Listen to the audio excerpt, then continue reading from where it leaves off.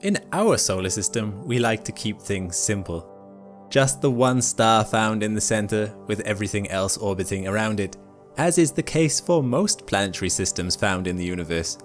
However, there are some planetary systems out there where things get a bit more complicated, specifically multi-star systems, where there are 2 or more stars that orbit each other. In such configurations, what happens to any planets orbiting them? In fact, can planets orbit them at all with the gravitational tugs from different directions? To answer the latter question, the simple answer is yes. Planets can orbit in such situations, although to answer the former question, there is no one-answer-fits-all rule about how a planetary system in a multi-star system might look. What we can do, however, is explore some of the possibilities out there. But before we look at planets, it would be good to understand how multi-star systems work. For the most part, stable star systems have organized themselves into hierarchical systems. This is due to the proximity in which they formed with each other, which we will touch on a little later. Binary star systems are generally simple enough. Binary stars orbit around a barycenter, or in other words, their center of mass. If the masses of these 2 stars are similar, then nearly symmetrical elliptical orbits are often seen. Although there can be occasions where they orbit in circles, in a similar fashion to Pluto and Charon. In the case that one object is more massive than the other, then the more massive object's orbit doesn't take it as far out compared to the less massive object. Beyond binary systems, you can have 3, 4, 5, 6, 7 or more stars in the same system, and as you will see, there is a structure within these systems to keep them stable. In the case of 3 stars, you'll have 2 stars orbiting each other in a binary configuration, with the third orbiting around a barycenter with the other 2. This keeps the system stable, because if 3 stars had their orbits cross, one would certainly get ejected from the system at some point. In a 3-star system, 2 of the stars are contained in their own enclosed little system, acting as 1 star in the grand scheme of the whole system itself. We group this binary configuration into a tier, with that tier acting together in its association with the single star. In a way, once you have grouped the binary configuration in the system, this upper tier now acts like a 2-star system again, with the 2 stars and the 1 star orbiting each other. In the case of 4 stars, you'll either have 2 binary configurations orbiting around a barycenter, or 1 binary system orbiting a barycenter with a 3rd star, and all 3 of those stars orbiting around a barycenter with a 4th star. From here on is where the hierarchical system really comes in handy. With a chart like this, you can easily see how the system works. In the 2 binary configuration case, you have the 2 binaries orbiting the system's center of mass. In the single binary and 2 single stars configuration, you'll add another lower tier in the configuration. You have the binary here, which orbits this 3rd star, and all 3 of these stars are orbiting together with the 4th star. If there are more stars in the system, say 5, you can have an array of configurations, with various binaries or single stars on a variety of tiers. Yet with this chart, you can easily see where the mass lies. You can do the same for systems with 6, 7 or more stars, but anything above 7 is exceptionally rare and probably won't remain stable, although maybe there are examples somewhere in the universe where it exists. So let's add planets into the mix. Could there be a planet out there with 7 suns in their sky? Well, yes. Let's have a look at this hypothetical 7-star system again. By here, there are 3 stars in a configuration, 2 in a binary configuration and a single star. We see that the single star has planets that specifically only orbit that star. They have 1 sun. Beyond that, there are planets that orbit both that star and its binary companions. These planets could be said to have 3 suns, as they are orbiting 3 stars. Going to the top tier, there is a planet here that orbits the entire system. This planet could be said to have 7 suns. Let's see what that looks like outside this graph. Interestingly, in a 7-star system, from this distance it only looks like the orbit of a binary. That's because each set of stars is found in one of these 2 points. Here is the planet with 7 suns. Its orbit takes it so far out that these stars aren't very bright in the sky, so even though it has 7 suns, they don't really provide much in the way of warmth or light. Zooming in on the set containing 3 stars, we see the planets which orbit all 3 of these stars. These stars would appear much larger in this planet sky compared to the planet sky that was orbiting all 7. In this example, the 2 in the binary configuration appear almost too close together to distinguish, with the single star clearly separate. The other 4 stars that are part of the other set in the system are dim in the sky. They are very far away, and again don't provide much in the way of light or warmth, meaning there is a clear day and night on these planets. Interestingly though, this other set of stars would get marginally brighter and dimmer during their orbits, and the distance between their system's orbits would get more noticeable as they get closer. Lastly, let's look at a planet orbiting just the 1 star in this system. It orbits closely to the star and is tidally locked, although the night side would be disrupted by the binary configuration this star orbits with, as the planet's orbit can take it between the single star and the binary stars. The binaries orbit together closely, and so wouldn't easily be distinguished in the sky without a filter. Again, the other set of stars in the system would be dim and appear far away. This may make you wonder how many systems out there have more than 1 star. Are we unusual, or is it the trend that there is only 1 star per system? Well, if you look up into a clear night sky, it may surprise you to know that most of these stars are binaries. The brightest star in the sky, Sirius, is a binary. Alpha Centauri, the closest star to us, is a binary, or maybe even a trinary if you include Proxima. Polaris, the North Star, is also a binary. So for the longest time, astronomers thought that we were the unusual ones. However, it's coming to light with the improvements in technology that this is not the case, and that most star systems only contain 1 star. Perhaps the reason why the brightest stars in our sky are binaries is because they are giving off twice the light. Single stars are just generally dimmer and harder to see in comparison.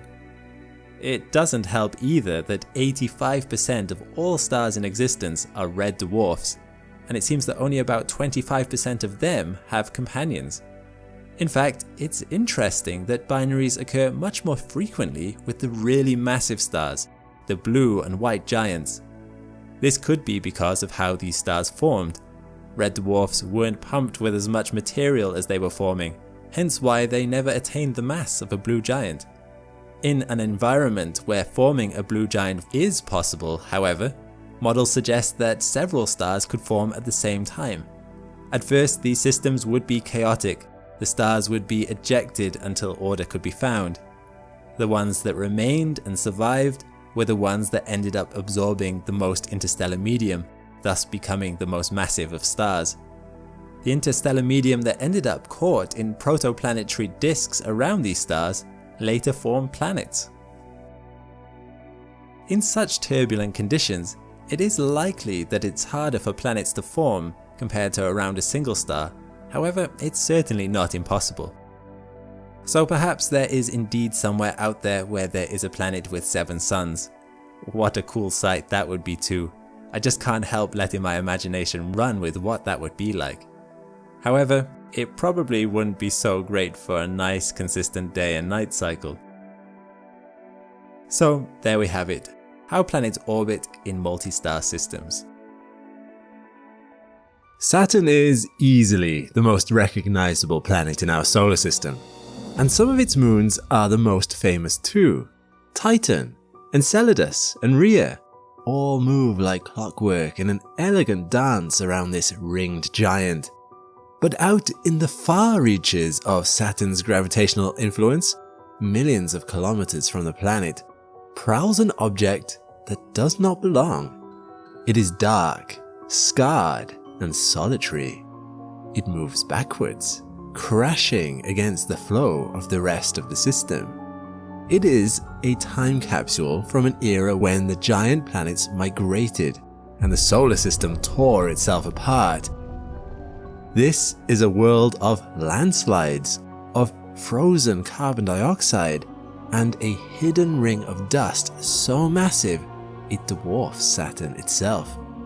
It is a moon that shouldn't be there, a visitor snatched by Saturn's gravity and held prisoner for 4 billion years. This is Phoebe.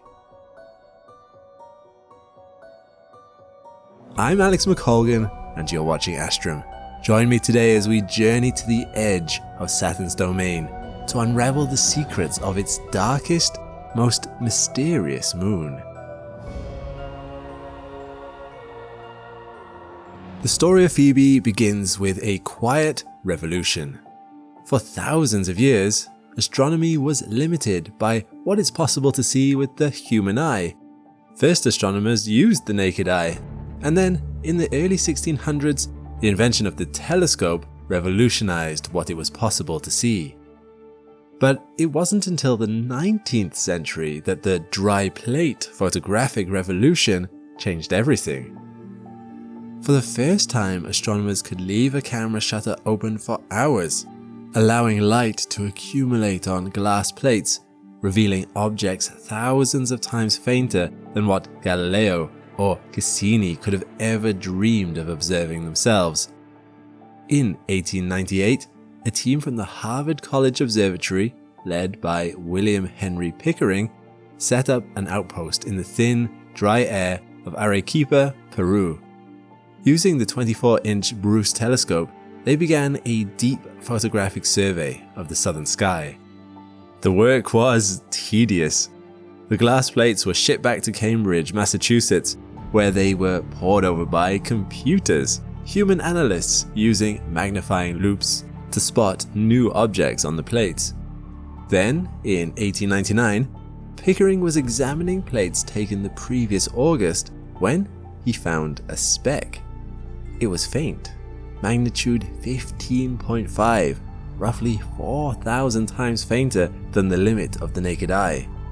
But what was most fascinating about this object was that it moved. Pickering traced its path across multiple nights. The stars stayed fixed. Saturn moved, but this speck moved with Saturn, yet not like the other moons we already knew of. On the 18th of March 1899, he announced the discovery of Phoebe. It was a landmark moment, the first natural satellite in history to be discovered not by direct observation, but by an image on a photographic plate. As astronomers tracked Phoebe in the early 20th century, the excitement of discovery turned into confusion. Phoebe wasn't just far away, it was wrong. The solar system has rules. Because everything formed from the same spinning disk of gas, the planets and their moons almost universally spin and orbit in the same direction, counterclockwise or prograde. Phoebe breaks this law. It orbits Saturn clockwise, in the opposite direction to the planet's rotation and the other moons. This is known as a retrograde orbit. Now, when we find a moon orbiting backwards, we know one thing with absolute certainty: it did not form there. If Phoebe had formed from the dust surrounding the infant Saturn, the drag from the gas cloud would have forced it into a prograde orbit. A retrograde orbit is a smoking gun, pointing to a very violent history. It means Phoebe is an immigrant, a captured object that formed elsewhere and was ensnared by Saturn's gravity. And the distance of this moon is staggering. Phoebe orbits at a mean distance of nearly 13 million kilometers from Saturn. That is nearly 4 times further out than Iapetus, and almost a quarter of the distance from the Sun to Mercury.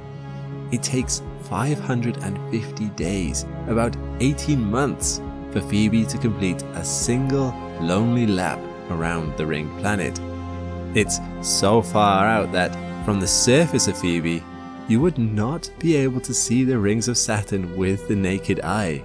All you would see is the glare of a tiny but bright planet in the night sky.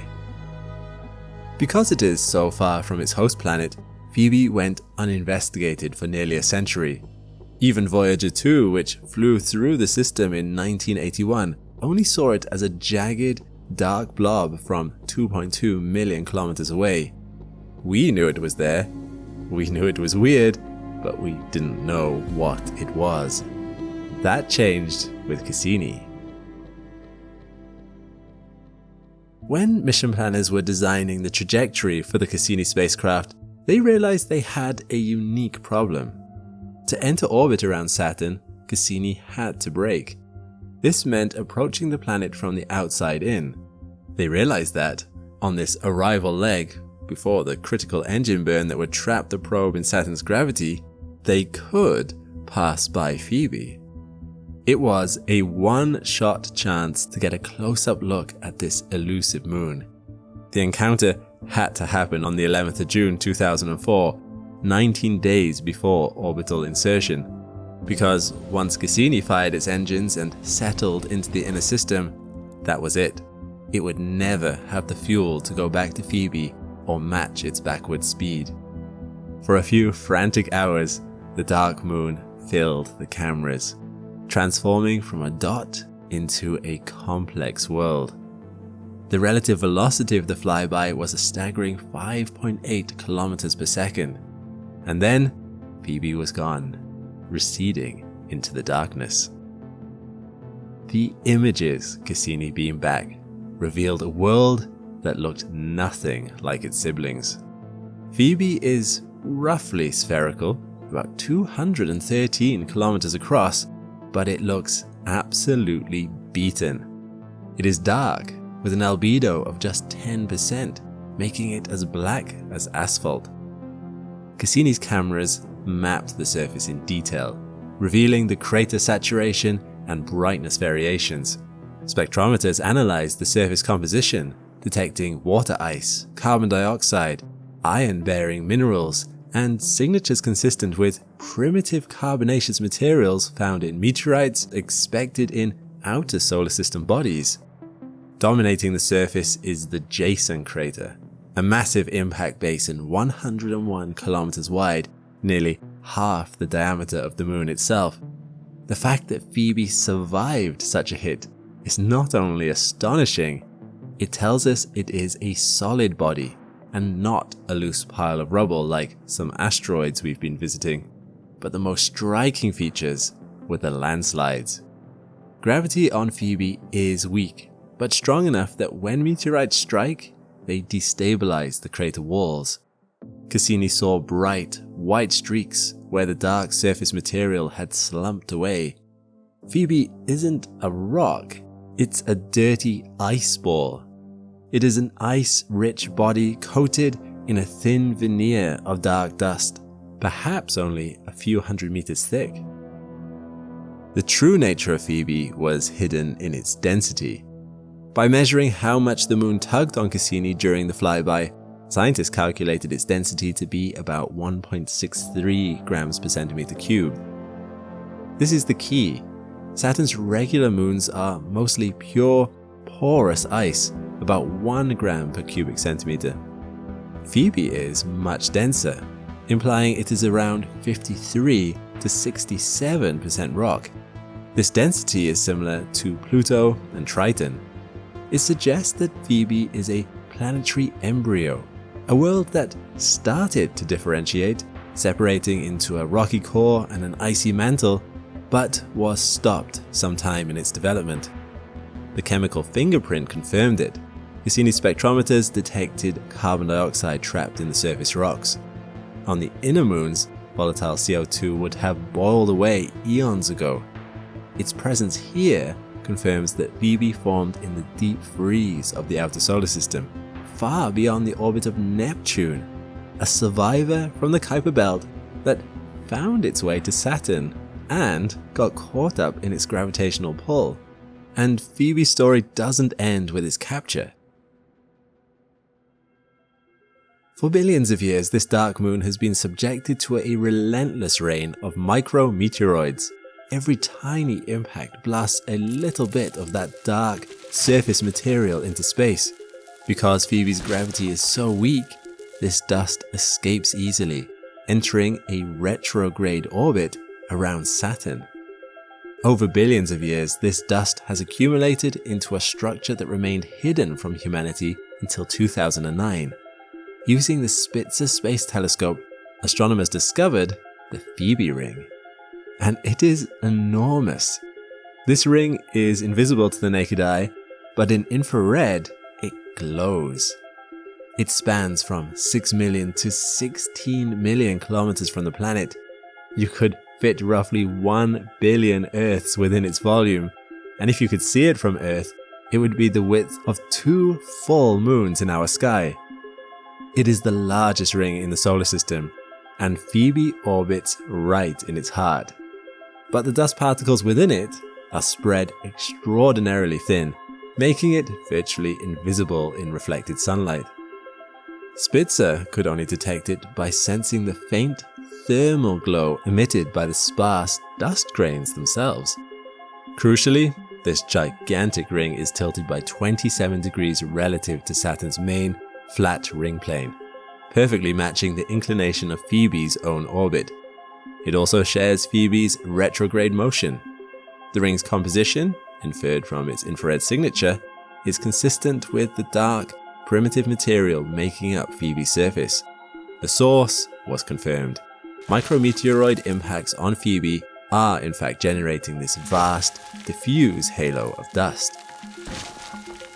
This discovery solved one of the oldest mysteries in astronomy. In 1671, Giovanni Cassini discovered the moon Iapetus and noticed it had a yin-yang appearance, one hemisphere as white as snow, the other black as coal. Well, now we know. Phoebe orbits retrograde or clockwise, while Iapetus orbits prograde or counterclockwise. As the dark dust from the Phoebe ring spirals inward towards the planet, it slams head-on into the leading face of Iapetus. Phoebe is effectively spray painting its neighbor from millions of kilometers away, like an interstellar Banksy, creating the stark contrast that puzzled astronomers for 300 years. But how did this dark, dusty moon, born far beyond Neptune, end up at Saturn, so much closer to the Sun? The leading theory, known as the Nice model, suggests that 4 billion years ago, the giant planets migrated, violently disrupting the primordial Kuiper belt. In that gravitational chaos, countless icy bodies were thrown into the Sun or ejected into interstellar space.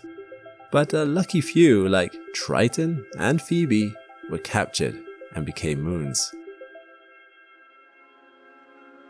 Phoebe then is more than just a moon. It's a relic.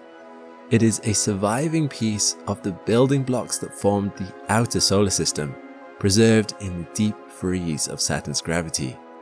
It tells us of a time when the planets moved, flinging rocks around the solar system to be captured by the huge gas giants that dominate it. And while we've learned much, questions remain. What lies beneath the dark surface layer? Does it have a differentiated internal structure, perhaps a rocky core surrounded by an icy mantle? Can we definitively pinpoint its origin region within the Kuiper belt or scattered disk? Phoebe remains an object of intense interest, a primordial messenger holding clues to the materials, processes, and dynamics that governed the early solar system. It's a reminder that planetary systems are not static, but dynamic places where objects can wander, be captured, and leave their imprint far from where they originated.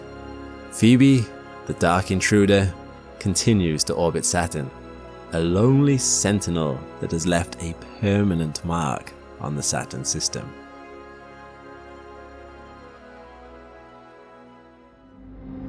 What if I told you that there is a colossal structure that begins at the edge of our solar system?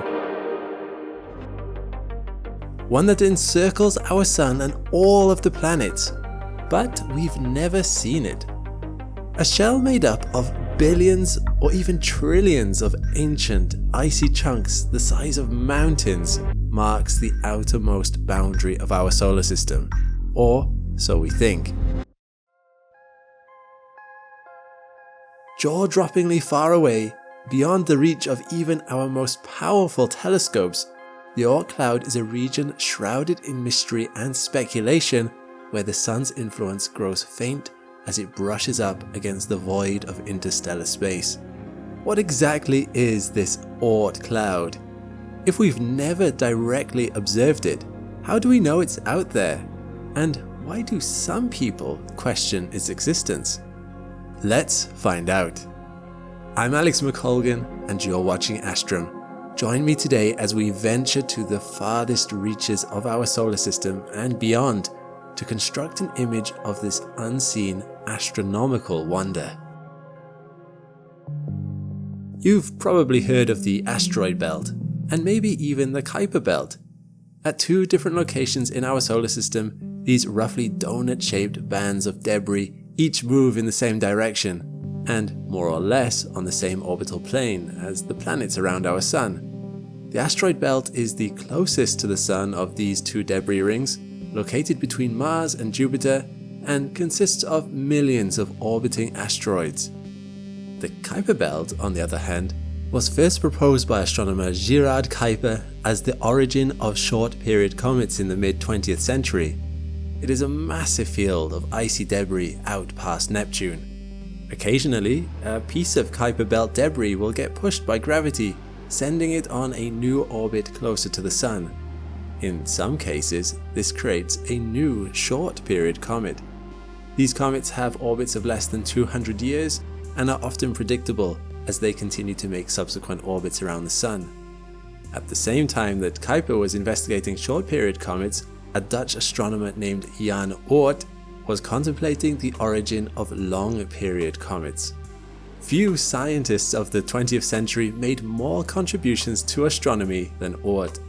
In 1927, he calculated our place in the Milky Way galaxy, and in 1932, he was the first to find evidence of dark matter, to name a few examples of his discoveries.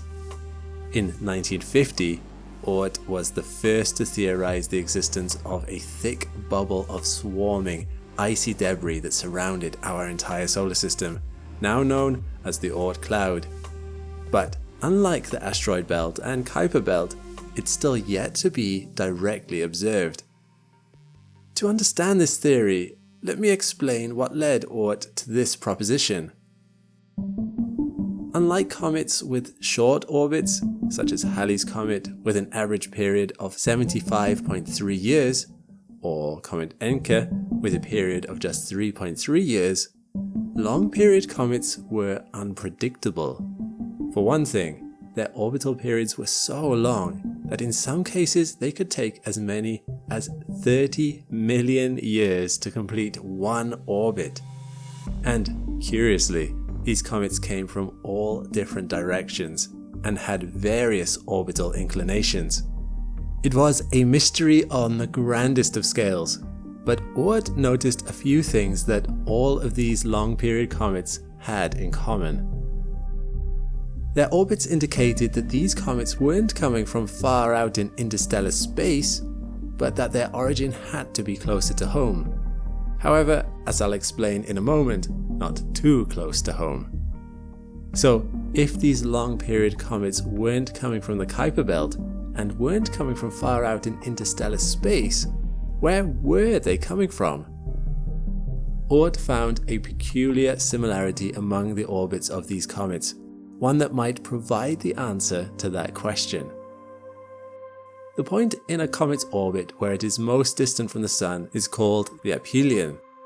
Oort noticed that all observed long-period comets seem to have an aphelion that all grouped around a certain distance, around 7.5 trillion kilometers from the Sun. That's right, trillion with a T.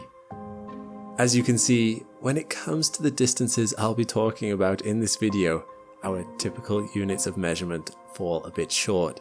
So instead of using kilometers, I will switch to astronomical units.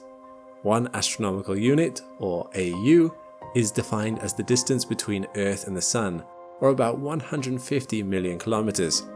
So Earth is 1 AU from the Sun. The aphelion grouping that Oort noticed, where the long period comets reached their farthest orbital distance from the Sun, was about 50,000 astronomical units. To help picture the orbits of these long period comets, keep in mind that the outermost planet in our solar system, Neptune, is around 30 AU from the Sun, or about 4.5 billion kilometers. The main region of the Kuiper Belt extends from Neptune's orbit at 30 AU out to around 50 AU, but recent evidence from NASA's New Horizons spacecraft suggests a second region of the Kuiper Belt called the Scattered Disk, which continues to around 1000 AU. It's with these key findings from observed comets that they didn't come from far out in interstellar space, the orbital distances clustered around 50,000 AU, and the fact that they arrived from any direction and orbital inclination, that Oort theorized a special spherical swarm of icy debris that he believed to be the origin of long period comets. In the years since then, mathematical models have shown agreement with the Oort cloud theory, and astronomers have further theorized various mechanics by which the Oort cloud came to be in its current state. The leading idea is that the Oort cloud formed from ancient debris, leftovers from when our planet formed 4.6 billion years ago. After the planets formed, the surrounding area was still rich with these smaller, leftover chunks of material called planetesimals. The gravity from these early planets then scattered the leftover material in every direction.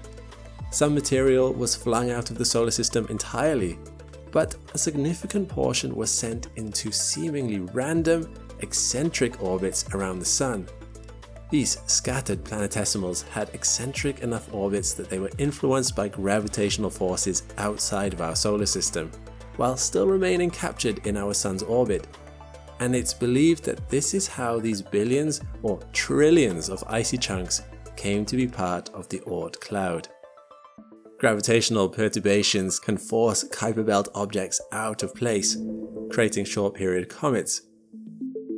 We think that similar forces are what send Oort cloud objects into elliptical orbits with the Sun, thereby creating long-period comets. These perturbations could be caused by passing stars or molecular clouds or tidal forces from the Milky Way itself. In fact, about 70,000 years ago, Schultz's star gained the title of the star that came closest to our solar system, actually grazing the outer region of the Oort cloud. But luckily for us, it didn't cause any catastrophic disruptions to the Oort cloud or our solar system at large. Schultz's star is a low-mass binary system made up of a red dwarf and a brown dwarf companion. So 10 millennia ago, even at a much closer distance to the Oort cloud, the gravitational influence of this binary star was significantly weaker than that of our much more massive Sun. However, while most objects experience little to no impact during the low-mass star's brief encounter with the edge of the Oort cloud, numerical simulations from 2018 concluded that Schultz's star is believed to have nudged at least some objects out of place, creating and influencing the trajectory of some long-period comets. But the Sun has been around for over 4 billion years, and that's a lot of time for other close encounters with stars in the distant past. Could these interactions have prevented the Oort cloud from forming? Our models suggest no. However, Oort cloud material may get exchanged with passing stars over eons. You see, other, more recent numerical simulations have suggested that Oort clouds could exist around other stars too. Our Oort cloud may also have both an inner and an outer region, each with its own distinct shape. Some scientists suggest that the inner region may be more like a disk, similar to the donut shape of the Kuiper Belt, while the outer region is suggested to form the spherical shell more widely associated with the Oort cloud.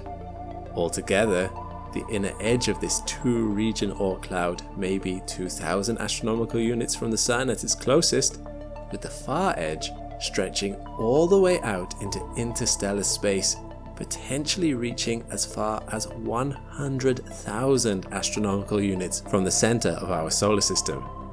This means the Oort cloud could extend more than 1.5 light years across. To put that into perspective, since we're talking about very, very large distances, consider Voyager 2 spacecraft for a moment. As of the publication of this video, Voyager 2 has traveled to a distance of about 139 astronomical units from the Sun since its launch from Earth at 1 AU in August of 1977.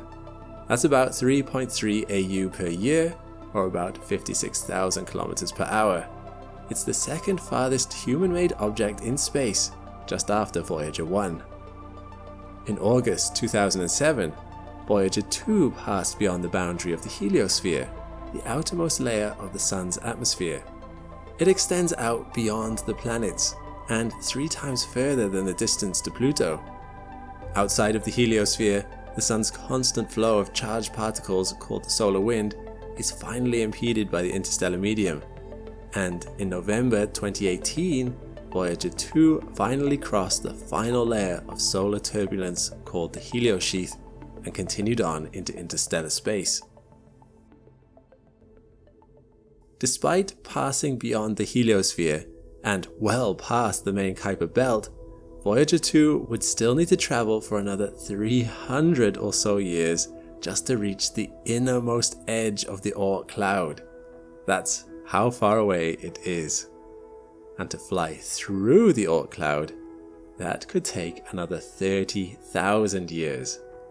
Even when traveling at 56,000 kilometers per hour, it still takes all that time just to travel around 1.5 light years. If you've ever wondered why interstellar or intergalactic space travel is difficult, keep in mind that our nearest stellar neighbor is Proxima Centauri at around 4.25 light years away. However, some still question the existence of the Oort cloud, mainly because we're unable to directly observe it. Another argument has been made that long-period comets may come from other places, such as interstellar space. And in fact, the first observation of an interstellar comet, one that had origins from outside our Sun's influence, was made in 2019 by amateur astronomer Gennady Borisov. Professional astronomers joined in to collect data on comet Borisov, named after its first observer. They found an unusual composition, a higher concentration of carbon monoxide than the average comet originating from our own solar system, suggesting that this comet may have formed in the presence of a red dwarf, a different type of star than our Sun. And yet, the vast majority of astronomers agree that the Oort cloud is really out there, despite the fact that we've never laid eyes on it. Plenty of indirect observations and mathematical models show great support for the theory, and the evidence continues to add up. But why is it exactly that we've never been able to see the Oort cloud? After all, with telescopes we can see stars far beyond our own solar system, and even the shapes of distant galaxies. The difference is size and light. Think about it. A piece of Oort cloud debris is roughly the size of one mountain on Earth. Let's consider Mount Everest at around 9 kilometers tall. Now consider the Oort cloud's innermost boundary begins somewhere around 3000 AU, or roughly 450 million kilometers from the Sun. The distance from the Sun to the nearest piece of Oort cloud debris is 50 million times the size of the debris. Talk about looking for a needle in a haystack. But more crucially even, is that stars and galaxies give off light, but Oort debris does not. The planets are relatively close to the Sun, so they are able to reflect the Sun's light and therefore are visible. Likewise, the asteroid belt and even the Kuiper belt are close enough to the Sun that we can use telescopes to directly observe their debris. But outside of the heliosphere, the Oort cloud is just too far and too dark for our telescopes to catch a glimpse. Despite the Oort cloud's gargantuan footprint and pivotal role in shaping our understanding of the origin of many long-period comets, for now, we can still only infer its existence through mathematical models and indirect observation. But don't let our inability to make direct observations discourage you from following the evidence. I can think of a few other times in history when scientists put forth monumental theories despite a lack of direct observation. For example, in the 16th and 17th centuries respectively, Copernicus and Galileo put forth the theory that the planets orbited around the Sun, contradicting a widely held belief at the time that the Earth was the centre of the solar universe. Their theory of a heliocentric solar system was not based on direct observation, but rather on indirect observation of the orbit of the planets. As we know, that theory turned out to be spot on. That's the thing I love about science and the pursuit of knowledge. There's always more to learn. The farther we travel through time, the better our understanding of the solar system will get. Who knows? Maybe in 100 years, future astronomers will have found a way to prove the existence of the Oort cloud once and for all. Or maybe they'll have found a whole new explanation for long-period comets. Until then, the Oort cloud remains one of astronomy's most compelling enigmas. Why does Pluto and his big moon Charon orbit around a point in empty space? Is there something invisible and hugely dense there? As the New Horizons probe approached Pluto and Charon in 2015, it saw this orbiting phenomenon up close and in detail.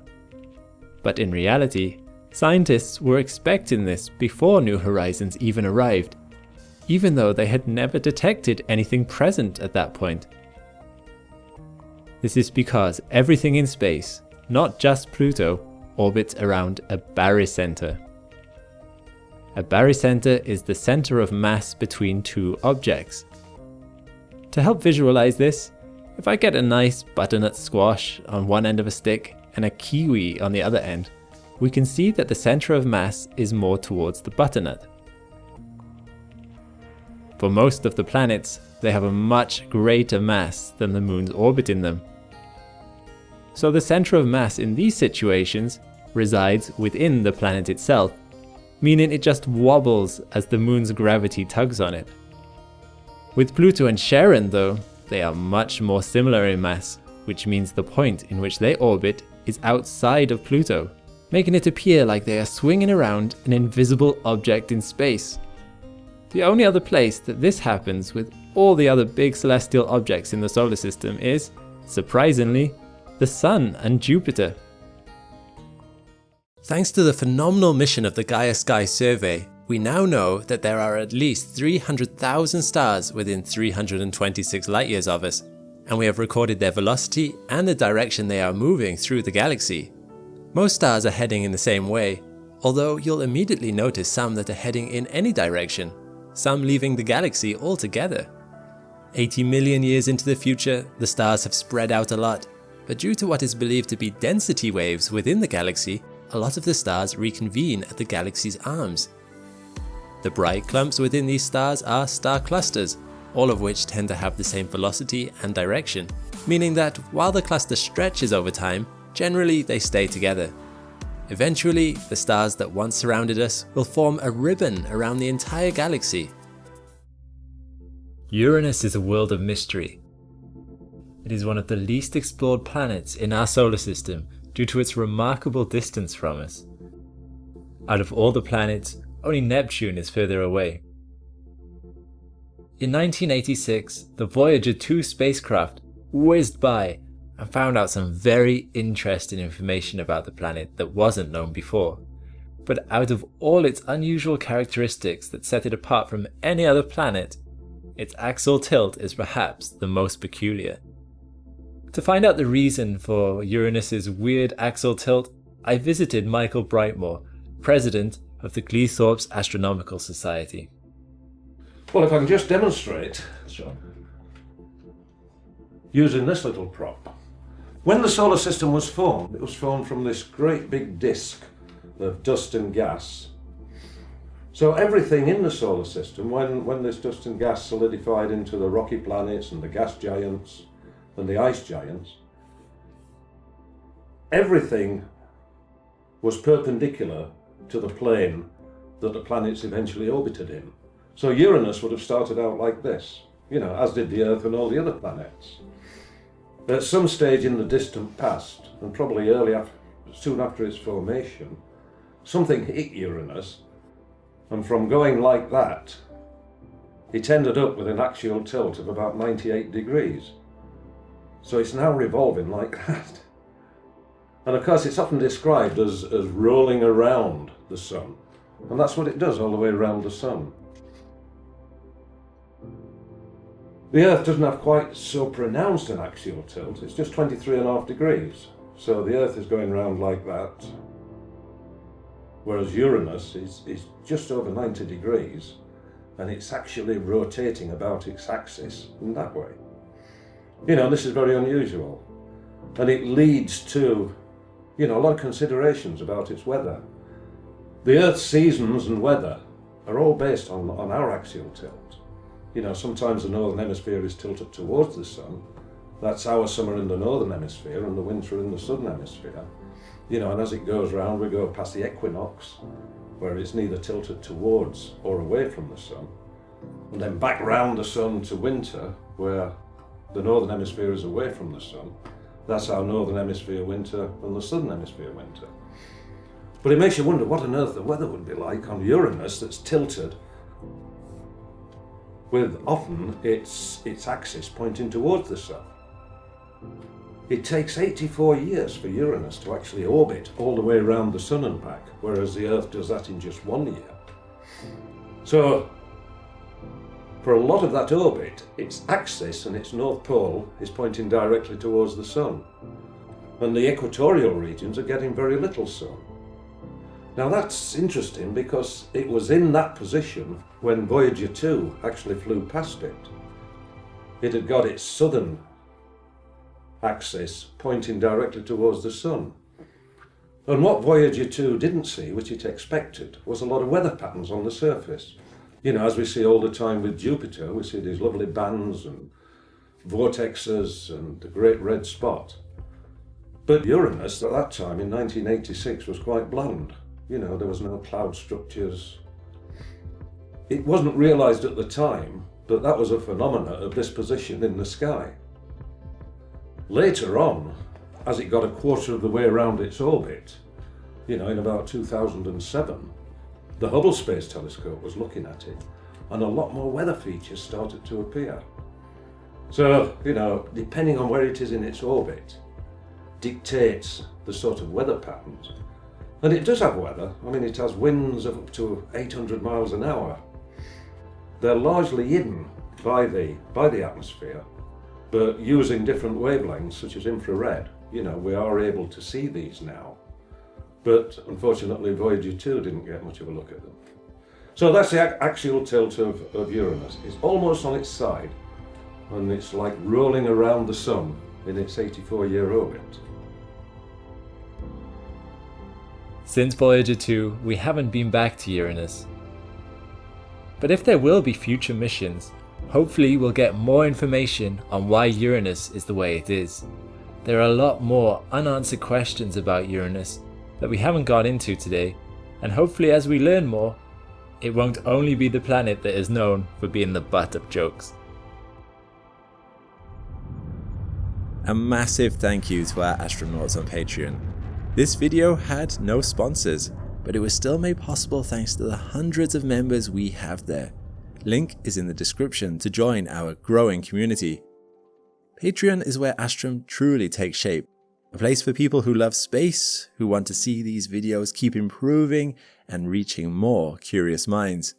Every new member keeps the channel focused on what really matters, making the complexity of space available to everyone. If you enjoy what we do, come join the Astrum community today.